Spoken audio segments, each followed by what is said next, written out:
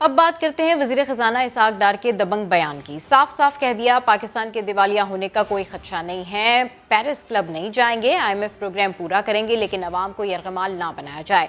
Stock exchange में तकरीब से वीडियो लिंक से खिताब करते हुए उनका कहना था कि जिस हद तक मुमकिन हुआ अवाम को रिलीफ देंगे। इसहाक डार का कहना था सस्ती सियासत के लिए मुल्क को नुकसान पहुंचाया गया। PTI दौर में SECP को मुकम्मल नजरअंदाज किया गया। संगीन मसाइल हैं, मुल्क को इस भंवर से निकालना है, पाकिस्तान का मुस्तकबिल रोशन है, प्रोपेगेंडा बंद किया जाए। सुनते हैं जी डिफॉल्ट होगा, अजी डिफॉल्ट होगा। और भाई कैसे डिफॉल्ट होगा? There is no chance that Pakistan will default. इंशाल्लाह Pakistan will survive. We are managing. Why we are today reached stage कि हम $1 बिलियन के लिए हम भाग रहे हैं और हम एक जगह पे अपने आप को यानी तकलीफ में महसूस कर रहे हैं। मैं समझता हूं कि इंट्रोस्पेक्शन होनी चाहिए और हमें कोशिश करनी चाहिए कि we should not repeat those adventures, those bad experiments कि जहां आज हम खड़े हो गए। अभी आपको अपडेट दें, वजीर आजम शहबाज शरीफ की जेर सदारत विफाकी काबीना का इजलास जारी है। वजारत सनत व पैदावार इलेक्ट्रिक बाइक्स पर ब्रीफिंग देगी। वजीर दिफा ख्वाजा आसिफ ने तवानाई बचत प्लान रिपोर्ट पेश की है। वजीर आजम शहबाज शरीफ की जेर सदारत विफाकी काबीना का इजलास जारी है। वजारत सनत व पैदावार इलेक्ट्रिक बाइक्स पर ब्रीफिंग देगी, जबकि वजीर दिफा ख्वाजा आसिफ ने तवानाई बचत प्लान पर रिपोर्ट पेश की है। और ज़राए से मुतालिक ये भी बता रहे हैं कि विफाकी काबीना के इजलास में 8 निकाती एजेंडे पर गौर किया जा रहा है।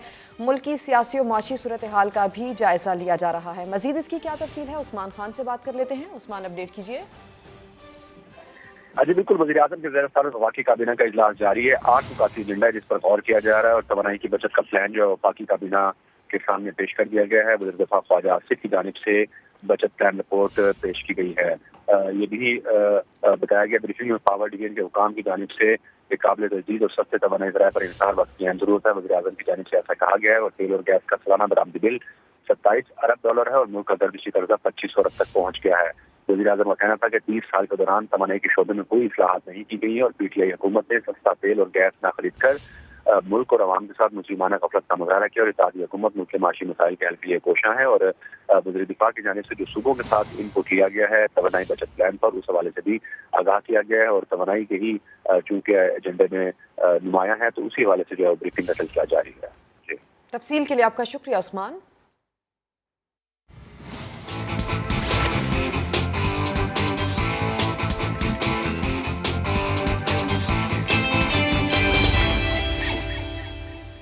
न्यूजीलैंड के खिलाफ पाकिस्तान का कप्तान कौन, तीसरे रोज का खेल शुरू हुआ तो मोहम्मद रिजवान ने टीम को लीड किया, खिलाड़ियों को लेक्चर भी दिया। पाकिस्तान क्रिकेट टीम के कप्तान बाबर आजम नजले के 22 फील्ड पर नहीं आए, जिसके बाद रिजवान ने टीम की कमान संभाल ली। प्लेइंग 11 का हिस्सा ना होने के बावजूद रिजवान फील्डिंग सेट करते दिखाई दिए। ICC कवानीन के तहत मुतबादिल खिलाड़ी कप्तानी नहीं कर सकता। मैच रेफरी की मुदाखलत के बाद रिजवान को कप्तानी से रोक दिया गया। मैच रेफरी ने टीम इंतजामिया को बताया कि 12वां खिलाड़ी कप्तानी नहीं कर सकता। रेफरी की मुदाखलत के बाद सरफराज अहमद कप्तानी कर रहे हैं। नुमान अली की गेंद पर कॉनवॉय का रिव्यू भी सरफराज अहमद ने लिया। कराची टेस्ट के तीसरे रोज न्यूजीलैंड की बैटिंग जारी है। बिलाखिर बॉलर्स को विकेट मिल ही गई है। डेवन कॉनवे 92 और टॉम लेथम 113 रन बनाकर आउट हुए। खाने के वक्फे तक न्यूजीलैंड ने 2 विकेटों पर 245 रन बना लिए। कराची टेस्ट के तीसरे रोज न्यूजीलैंड ने पहली नामुकम्मल इनिंग्स बगैर किसी नुकसान के 165 रन से शुरू की। डेवन कॉनवे नर्वस 19 का शिकार हुए। वो 92 रन पर नुमान अली के हाथों आउट हुए। टॉम लेथम 113 रन बनाकर अब्रार अहमद का निशाना बने। खाने के वक्फे तक न्यूजीलैंड ने 2 विकेटों पर 245 रन बना लिए। केन विलियमसन 19 और हेनरी निकल्स 10 रन के साथ क्रीज पर मौजूद हैं। न्यूजीलैंड को पाकिस्तान की बर्तरी खत्म करने के लिए 193 रन दरकार हैं। कुछ मौसम की बात कर लेते हैं। लाहौर में हर तरफ धुंध फैल गई है। फॉग ने हद निगाह कम कर दी। मुतादिद ट्रेनें ताखीर का शिकार है। बैरून मुमालिक से आने वाली परवाजें इस्लामाबाद का जो रुख है वो इस्लामाबाद की तरफ मोड़ दिया गया है। दूसरी जानिब लाहौर के इलाके डिफेंस में एयर क्वालिटी इंडेक्स 734 तक पहुंच गया। इसकी मजीद तफसीलात जानते हैं समा की नुमाइंदा आयशा अता से। जी आयशा, अपडेट कीजिए। ने जो है वो मंजर धुंधला दिए हैं, दूर दूर तक कुछ भी दिखाई नहीं दे रहा। मोटरवे की अगर बात की जाए तो मोटरवे M2 और 3 को जो है वो इस वक्त आम ट्रैफिक के लिए बंद कर दिया गया है। ट्रेनों के शेड्यूल भी जो है वो खासे मुतासिर हुए हैं। 4 परवाजें ऐसी थी जो कि दुबई, रियाज और अबू धाबी से जो है वो लाहौर आनी थी, लेकिन अभी जो है वो उनको इस्लामाबाद ही उतार दिया गया है। आज से जो है वो मुल्क के मुख्तलिफ इलाकों में बारिश का सिलसिला जो है वो शुरू हो जाएगा और इससे जो है वो ना सिर्फ सर्दी की शिद्दत में इजाफा होगा बल्कि बारिश बरसने से जो फोग और स्मोक का मिक्सचर है उसमें भी कमी आ जाएगी। इस वक्त लाहौर का सबसे आलूदा तरीन इलाका जो है वो डिफेंस फेज 8 है, जहाँ पर एयर क्वालिटी इंडेक्स जो है वो 734 रिकॉर्ड किया गया है। शहरी जो है वो एहतियाती तदाबीर का दामन जो है वो हाथ से ना छोड़ें, गैर ज़रूरी घरों से बाहर ना निकलें और अगर निकलना भी है तो मास्क का इस्तेमाल जो है वो यकीनी बनाएं और अगर सफ़र कर रहे हैं तो उसके लिए फोग लाइट्स चलाना जो है वो ना भूलें। जी आयशा, अपडेट करने के लिए शुक्रिया। बारिश और बर्फबारी का सबब बनने वाला नया सिस्टम बलूचिस्तान में दाखिल हो गया है। सैलाबी सूरत हाल और बर्फबारी से निपटने के लिए महकमा PDM में हाई अलर्ट है। मुतल्लिका अजला में हैवी मशीनरी पहुंचा दी गई है। इस वक्त समा के नुमाइंदे मुजीबुल्ला, डायरेक्टर PDM में फैसल तारिक के हमरा मौजूद हैं। से मजीद तफसील जानेंगे, आगाह कीजिए मुजीबुल्ला।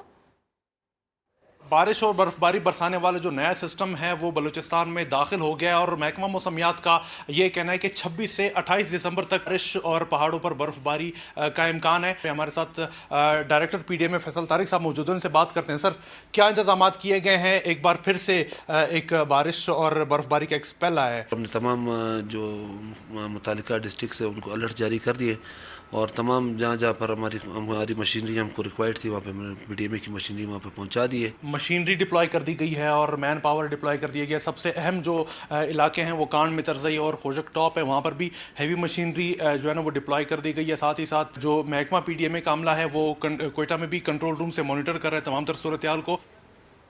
अपडेट्स करने के लिए शुक्रिया। खैबर पख्तूनख्वा में बारिशों और बर्फबारी का नया सिलसिला शुरू होने का इम्कान है। महकमा PDM ने मुमकिना बारिशों और बर्फबारी के बायस हज़ारा और मालाकन रीजन को हसास करार दिया है। मजीद तफसीलात जानते हैं समा के नुमाइंदे सज्जाद हैदर से। जी सज्जाद, अपडेट कीजिए। इस टाइम हमारे साथ तर्जुमान PDM में तैमूर मौजूद है, उनसे हम जानना चाहेंगे कि क्या प्लान है सर्दियों के हवाले से, क्या कहेंगे आप? PDM खैबर पख्तूनख्वा ने विंटर कंटिजेंसी प्लान तैयार किया हुआ है। इसमें हमने तमाम अजला की रिसोर्स मैपिंग की है, फंड एलोकेशन उनको दे दिए गए हैं। उनमें हमने कैटेगराइजेशन की है कि कौन कौन से ऐसे एरियाज हैं जिनमें वनरेबल ज़्यादा वो जहाँ पे ज़्यादा वनरेबल हो सकते हैं, वहाँ पे बर्फबारी की वजह से या लैंड स्लाइडिंग के खदशात हो सकते हैं। तो मालाकंड डिवीजन और हज़ारा डिवीजन ये ज़्यादातर वनरेबल रहे हैं बर्फबारी की वजह से। अगर कोई पहाड़ी इलाकों का सफ़र कर रहा हो, हमसे PDM खैबर पख्तूनख्वा से 1700 पर रब्ता कर सकते हैं। हम उनसे उनको मौसमी सूरत हाल के बारे में भी आगाह कर सकते हैं। स्नोफॉल के हवाले से इनका कंटिजेंसी प्लान जो है बिल्कुल तैयार कर लिया गया है, जिसमें हज़ारा हो और मालाकंड डिवीजन इसको बताया गया कि यहाँ पर जो है स्नोफॉल हो सकती है और उसके हवाले से जो है तमाम तैयारियाँ जो है इनकी मुकम्मल कर ली गई हैं।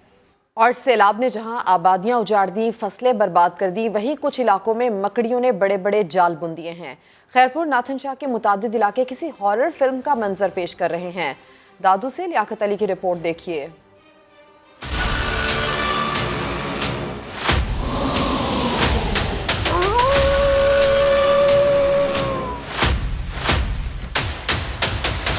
जालों की वादी, दरख्तों पर मकड़ियों का राज, हॉरर फिल्म जैसे भयानक नजारे। सैलाब के बाद आबादियां उजड़ गईं, जंगल वीरान हुए तो मकड़ियों ने मस्कन बना लिया। दादू की तहसील खैरपुर नाथन शाह के मुताद्दिद इलाकों में हर तरफ जालों की चादर तनी है। सैलाब में तो इनकी पैदाइश ही होती है और उसके बाद अभी जो है ना ये जोर पकड़ चुका है। खाने के लिए जब भी हम लाइट ऑन करते हैं तो बहुत सारी मकड़ियाँ जो है ना घर में ही आ जाते हैं। घरों में मकड़ियाँ चैन ना लेने दें और रात को बाहर निकलने के नाम से खौफ आए। अगर हम घरों को साफ भी कर जाए तो फिर शाम के टाइम पे फिर वे ये मकड़ी के जाल ऐसे ही आ जाते हैं। रात के टाइम यहाँ पे लाइट भी नहीं होते तो फिर हमें बहुत एक खौफजदा माहौल होता है। इतनी बड़ी अराजी पर मकड़ी के जालों से निमटना इंतजामिया के लिए वाकई बड़ा चैलेंज होगा। लियाकत अली, समा, दादू। सुप्रीम कोर्ट ने सिंध में 4 माह में खुसूसी अफराद के कोटे पर भर्तियां मुकम्मल करने का हुक्म दे दिया। समाअत के दौरान खुसूसी अफराद के कोटे पर अमल दरामद ना करने पर अदालत ने सिंध हुकूमत पर बरहमी का इजहार किया। कहा भर्तियों का अमल 2 हफ्तों में शुरू कर दिया जाए। एडिशनल एडवोकेट जनरल सिंध ने कहा जिन महकमों में असामियां खाली हैं इनमें भर्तियां की जाएंगी। खुसूसी अफराद के कोटे पर सिंध हुकूमत ने कुछ हद तक अमल दरामद किया है। ब्रेक के बाद अहम खबर आपको दें। तहरीक इंसाफ और जमात इस्लामी ने इस्लामाबाद में बल्दियाती इंतखाबात मुलतवी करने का फैसला हाई कोर्ट में चैलेंज कर दिया है। अहम अपडेट, तहरीक इंसाफ और जमात इस्लामी ने इस्लामाबाद में बल्दियाती इंतखाबात मुलतवी करने का फैसला हाई कोर्ट में चैलेंज कर दिया। बिल्कुल, ये अहम खबर हम आपके साथ में शेयर कर रहे हैं। यहाँ आपको बताएं, तहरीक इंसाफ और जमात इस्लामी ने इस्लामाबाद बल्दियाती इंतखाबात मुलतवी करने का फैसला हाई कोर्ट में चैलेंज कर दिया है। आपको इस खबर से हम अपडेट कर रहे हैं। पीटीआई रहनुमा अली नवाज अवान ने फैसला हाईकोर्ट में चैलेंज कर दिया। अली नवाज अवान ने सरदार तैमूर असलम के जरिए दरखास्त दायर की। जमात इस्लामी ने भी इलेक्शन मुलतवी करने का ये फैसला किया है। सेक्रेटरी काबीना दाखिला इलेक्शन कमीशन को भी फरीक बनाया गया है। दरखास्तों में इलेक्शन कमीशन का फैसला करदम करार देने की इस्तदा। सेक्रेटरी काबीना दाखिला इलेक्शन कमीशन को भी इस सारी सूरत हाल में फरीक बनाया गया है। पोलैंड से आई दोनों खवातीन को इंसाफ मिल गया। इस्लामाबाद हाईकोर्ट ने पाकिस्तानी शौहर से बच्चे वापस लेकर पॉलिश माओ के हवाले करने का हुक्म दे दिया है। इससे मुतालिक तफसील जानेंगे। सुहेल रशीद हमारे साथ हैं। सुहेल, अपडेट कीजिए समाअत के हवाले से। राब्ता करने की कोशिश करेंगे। पोलैंड से आई दोनों खवातीन को इंसाफ मिल गया है। इस्लामाबाद हाईकोर्ट ने पाकिस्तानी शौहर से बच्चे वापस लेकर पॉलिश माओ के हवाले करने का हुक्म दे दिया है। FIA को सफरी दस्तावेजात बच्चों की माओ के हवाले करने का भी हुक्म दिया गया है, जबकि इस्लामाबाद हाईकोर्ट का बच्चों के नाम ECL से भी निकालने का हुक्म दिया गया है। अब ये बताएं कि साल के आखिरी दिनों में पाकिस्तान स्टॉक एक्सचेंज दबाव में है। सरमायाकार मोहतात और साइडलाइन है। कारोबार के दौरान 100 इंडेक्स में 400 से ज़ायद पॉइंट्स की कमी हुई है। इस वक्त मार्केट में क्या सूरत हाल है, ये जान लेते हैं स्टॉक मार्केट में मौजूद समा के सीनियर रिपोर्टर सैयद रिजवान आलम से। जी रिजवान, शेयर बाजार में आज भी काफ़ी मंदी देखने में आ रही है। जी बिल्कुल, स्टॉक मार्केट में जो है मायूसी है, वीरानी है, सरमायाकार साइडलाइन है, मोहतात है। इसके बावजूद कि आज जो है वो आरिफ हबीब ग्रुप की जो है वो ग्लोबल रेजिडेंसी रीट की कंपनी की लिस्टिंग हुई। आज उसका पहला दिन था शेयर्स की फ़रोख्त का। इसाक डार उस तकरीब में जो है बज़रिया जूम उन्होंने शिरकत भी करी। उन्होंने काफ़ी होप दिलाई सरमायाकारों को कि स्टॉक मार्केट पे तवज्जो मरकूज़ है हुकूमत की और पाकिस्तान डिफ़ॉल्ट नहीं करेगा, पाकिस्तान अपनी सारी बैरूनी अदायगियाँ करेगा। जून 23 तक उन्होंने कहा कि ज़र मुबादला की सूरत हाल और करंट अकाउंट की सूरत हाल भी बेहतर हो जाएगी। हुकूमत बहुत सारे स्टेप्स ले रही है। लेकिन इसके बावजूद हम देख रहे हैं कि स्टॉक मार्केट नहीं आज संभल रही। 400 से ज़ायद पॉइंट्स गिर चुकी है। 462 पॉइंट भी गिरी थी और 100 इंडेक्स जो है वो 39,350 पॉइंट्स पर आ गया था। सरमायाकार जो है इंतजार करो देखो की पॉलिसी इख्तियार किए हुए। जब तक नए फंड, बड़े फंड जो है मार्केट में सरमायाकारी के लिए नहीं आएंगे तो उनके पीछे जो है वो सरमायाकार आते हैं। वो बिल्कुल साइड लाइन है और वो जो है नए साल का जो आगाज़ होगा उसके बाद क्या सूरत हाल बनती है ये देख रहे हैं वो सब, और कि हुकूमत के जो इक़दाम है उनका क्या असर आता है। IMF प्रोग्राम बहाल होता ही नहीं होता, शरह सूद नीचे आती है कि नहीं आती, ये सब चीज़ों को लेकर सरमायाकार परेशान है। इसी वजह से हम देख रहे हैं कि स्टॉक मार्केट बिल्कुल गिरती जा रही है रोज़ बरोज़। जी ठीक है, अपडेट करने के लिए शुक्रिया। अब आपको ये बताएं कि लाहौर के शहरी 25 रुपए की रोटी और 35 रुपए का नान खरीदने के लिए तैयार हो जाएं। मुत्तहिदा नान रोटी एसोसिएशन ने कीमतों में इजाफे के लिए DC लाहौर को दरखास्त दे दी है। एसोसिएशन का कहना है कीमतें ना बढ़ाई गई तो खुद साख्ता इजाफा कर देंगे। उस्मान अलीम से मजीद तफसीलात जानते। जी उस्मान, अपडेट कीजिए। जी बिल्कुल, महंगाई का नाथ हमने वाला तूफान जो है वो लाहौर में जारी है और नान 35 जबकि सादा रोटी 25 रुपए करने की सिफारिशात कर दी गई हैं। मुत्तहिदा नान बाई एसोसिएशन ने कीमतों में इजाफे के लिए DC लाहौर को दरखास्त दे दी है और कहा है कि मौजूदा रेट पर नान और रोटी बेचना मुश्किल हो गया है। आटे और फाइन की कीमतों में इजाफे के बाइस जो 24 रुपए का नान और 14 रुपए में रोटी जो है वो फरोख्त नहीं कर सकते। DC लाहौर नान और रोटी की कीमतों में इजाफे का नोटिफिकेशन जारी करें वरना खुद साख्ता कीमतों में इजाफा करने पर मजबूर होंगे। जबकि नान रोटी एसोसिएशन का ये भी कहना है कि आटे का 15 किलो वाला बैग जो है वो 1900 रुपए में मिल रहा है, जबकि फाइन की 80 किलो वाली बोरी जो है वो 1500 रुपए महंगी होकर। ठीक है, अपडेट करने के लिए शुक्रिया। कराची में गैस का बहरान रोज बरोज संगीन होता जा रहा है। समा के नुमाइंदे खुर्शीद आलम ने बल्दिया कॉलोनी के इलाके में मकीनों की हालत जार देखी। आइए आपको भी उनके हाल से आगाह करते हैं। जी कभी रोशनियों का शहर था लेकिन लगता है कि अभी ये मसाइल का शहर बन चुका है। कराची के मुख्तलिफ इलाकों में गैस का बहरान शिद्दत के साथ बरकरार है। मैं मौजूद हूँ बल्दिया टाउन में और हम यहाँ मालूम करेंगे लोगों से कि वो गैस के बगैर गुजारा किस तरह करते हैं।